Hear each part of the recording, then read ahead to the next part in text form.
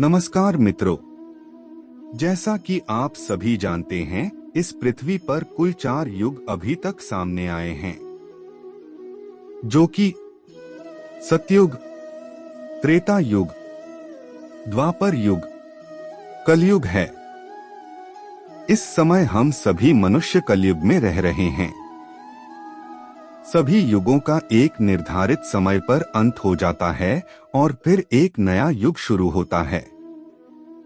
इसीलिए कहीं ना कहीं हर व्यक्ति यह जानना चाहता है कि कलयुग का कब होगा। क्या सच में भगवान विष्णु कलयुग के अंत में कल्कि का अवतार लेंगे या नहीं? सभी के मन में कलयुग के अंत को लेकर कई तरह के सवाल है, परंतु अभी तक इसका सही जवाब पूरी तरह से नहीं मिल पाया है।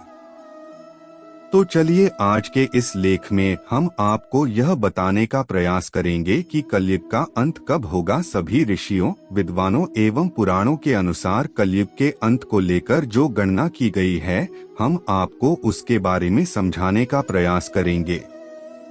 आर्यभट्ट के अनुसार श्री कृष्ण की निधन के बाद ही 3102 ईसा पूर्व से कलयुग की शुरुआत हो गई थी और विद्वानों ने बताया है कि वह दिन 18 फरवरी का था। कई पुराणों के अनुसार राजा परीक्षित के जन्म के बाद से ही कलयुग शुरू हो गया था। राजा परीक्षित को ही कलयुग का पहला राजा कहा जाता है। जानिए पुराणों के अनुसार कलयुग का अंत कब और कैसे होगा।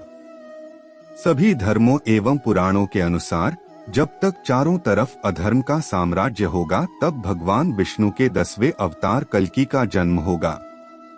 कलयुग के अंत समय में बच्चे भी जल्दी पैदा होने लगेंगे।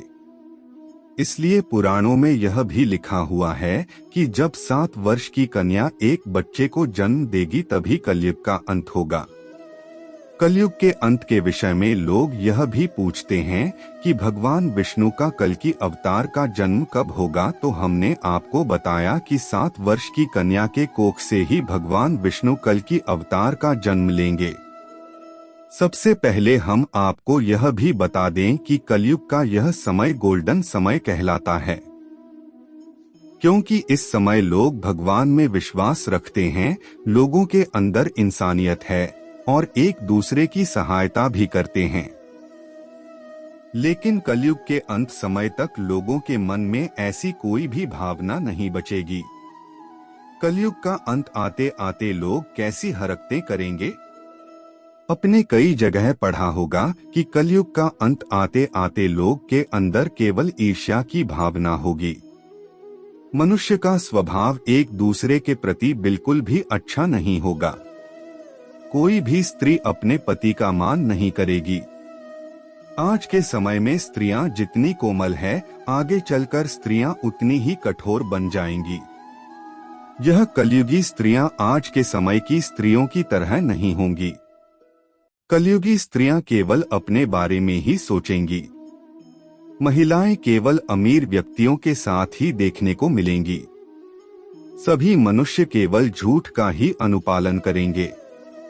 बेटा अपने माँ बाप पर हाथ उठाने लगेगा। जिस तरह अभी लोगों के बाल काले एवं लंबे होते हैं, कलयुग के अंत तक किसी का भी बाल ऐसा नहीं रहेगा। घर में सिर्फ क्लेश ही होगा।